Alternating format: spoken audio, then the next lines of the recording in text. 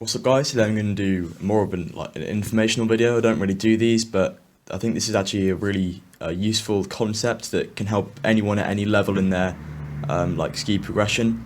So it's definitely worth talking about, and it's essentially a way to improve your Skewb layer efficiency. I made a video about Skewb layer efficiency 2 years ago, but I averaged 3.8. I've learned so much since then, and also this is a kind of a concept that can actually help anyone at any level. This concept is still helping me with my layers. So yeah, I think it's definitely a cool thing to talk about. It's essentially just doing a few moves, random moves on a Skewb, and then seeing if you'll be able to see the layer on every single one of them. As you can see, I put it up on the screen. It's something that I essentially came up with, but people have obviously thought about it before, because it seemed quite obvious to me. But yeah, so Skewb layers, they should be 5 moves. If they're more, 99% of the time they'll be 5 moves or less, and then that other 1%, I think it might be a bit higher, but it's definitely less than 10% of the time you'll have a 7 move layer. So if you have a 6 move layer, there's definitely something more efficient, and then 7 move layer, there's most likely something more efficient.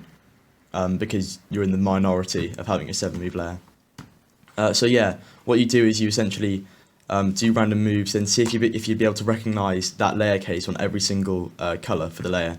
So yeah, I'm just going to go through. I've got a random scramble up here, so I'll do 3 moves first just to kind of show you the concept. So I'll start with green, because that's what I put up here to kind of, I don't know, it just looks more aesthetically pleasing, making it look like that. So for 3 move layers, it's essentially just the order of them that you put them in. So I'm going to go through this quite fast because it's pretty simple. 1, 2, 3, and then let's do blue next. So I'll do this one, then this one, then this one. That's actually the same move, same way of doing it. And then white is just this one, this one, this one. There's 3 in a row. Yeah, and yellow is do this one first, then this one, then this one. Because if I did this one first, it'd put this in a bad place. So do this one first, then that one, then that one. And then red and orange will be a similar concept. There's no point showing those. So I'm just going to go straight to 4 moves like that. So I'll do a B prime, and now you're going to be met with cases that you actually most likely won't know normally. So for example, I've got this orange layer. Well, let's start on green because that's the order that I'm showing it in. So here, a lot of people will just there are a few ways you can do this. So what I would do is I'd insert. Oh wait, no, I was looking at it wrong. Yeah, so I'd insert this one first, then you insert both of these, and that one's a 1 mover. Now this is something interesting. Most of the time, you actually some of the time you'll end up with the last layer case after it, which means that there's actually a different way of solving that, even though you've done it in the right amount of moves. So that's quite an interesting thing. So you should actually try and work out different ways of solving it. So yeah, but yeah, I'll do it like that green, and then we can do blue after that. This blue one's actually quite interesting. So I think a lot of people would actually insert these 2 in 3 moves, like that, and then this one's a 4 mover. But instead, if you just bring this one down in 2 moves like that, then you actually just have these 3, which are all 3 movers, like that. So then, but then if you actually could not see that, and you're like, actually, how is this a 4 move layer? I actually can't see how I do this. Well, then you go back to your orientation and you do a move. So I'll do a B like that, and now look, you're met with that.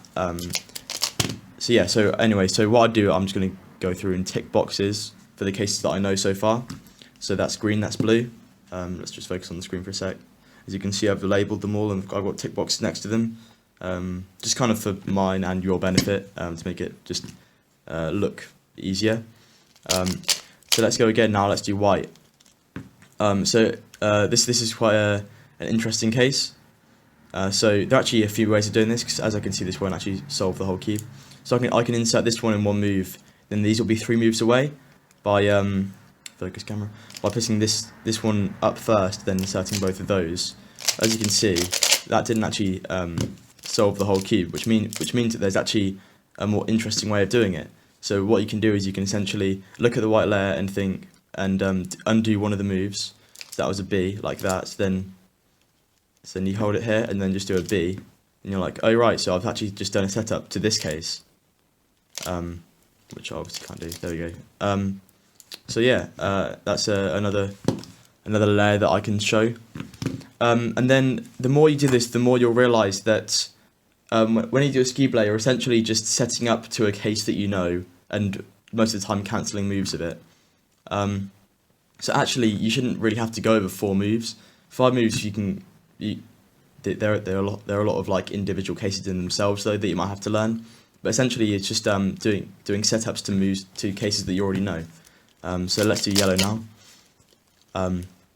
This is a cool one. So a lot of people would actually just insert this one, then this one, then you have this one. Or maybe, yeah, I mean, there's quite a few ways that newer Skewbers would do it. But what you could do is you can actually hide this piece here, then move this one in first, then move this one back up and insert that one, and there you go. That's yellow done, so I can tick that box.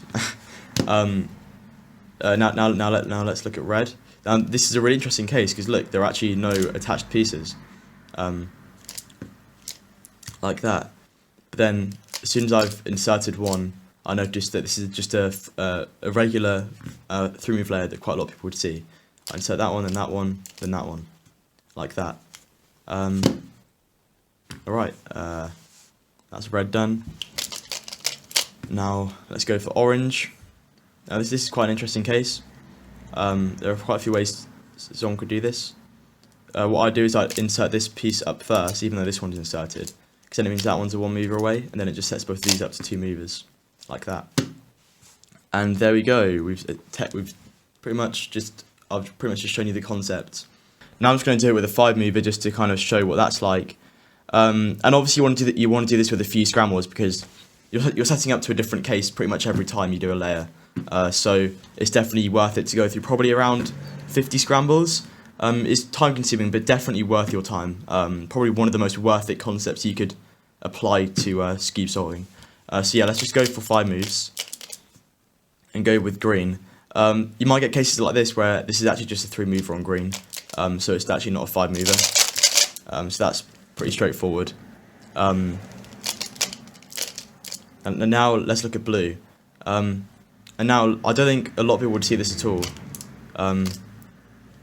As you can see, it looks quite complicated. Like you'd have to insert that one, then maybe do that one in that amount of moves. That's 6 moves, obviously. So that's obviously not what you want. 6 moves is you can definitely do something more efficient.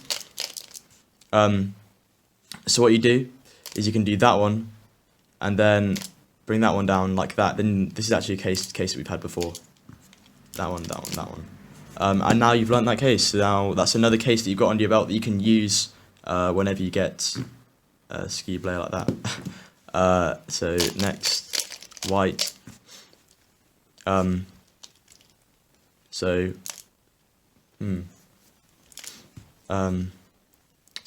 this is the thing. I'm kind of learning stuff as well. Because in a solve, I think I'd probably do that, which is obviously suboptimal, because I've been left with a case as well. So then what I do for this is I'll just look at white and think, okay, well the last move of the setup algo I did was that, so I'm gonna have to do it back again, and then 2, 3, 4, 5 moves again. Then that also did set up to a different case. So that obviously means that there is something else that I can do. I'm not going to go through and actually I might as well show it. So it means I can do R prime like that, and then B, which means I am doing that. Oh, now it all makes sense. 1, 2, 3, like that. So now that's 3 cases I've just learned just off one scramble. So that just shows how beneficial this can be to you. So now let's go for yellow. So this one's a bit more straightforward. It's like a 3-move to a diag layer, but you obviously don't want that. So I'll move that one here first, like that, and then move this one in here, and then this is a setup to a case we've seen before. 1, 2, 3, like that. And then that really kind of emphasizes that essentially doing Skewb layers is just solving, like setting up to a case that you already know. Now let's do red. Oh, this is no pieces attached, meaning that it's probably going to actually really help me. 1, 2, 3. I'd normally do it in 6 moves. So this means I'm learning something right now as well. So then I realised that I can do that move down there, and then this has all pretty much become clear. As soon as I've done that move, it means that this is all just a normal 4-move layer. 2, 3, 4, like that. And now I've just learned something else. So there's red, and then orange. Orange is 3 moves. But yeah, there we go. We just did it again. And I've even learnt some stuff right there. That just shows how beneficial this method is. Alright, I'm probably not going to show any more examples because I realise that this is a concept, it's not a tutorial, it's a concept, meaning that you should just go out and just do it yourself. Learn how to use this concept, do about 50 solves, and you'll be sorted. You should be able to get it in about five moves, pretty much every time. Hopefully this will benefit a lot of people, and hope this actually does work and does help a few people, because I'm obviously not very used to making informational videos like this, but hope it helps. Thanks for watching.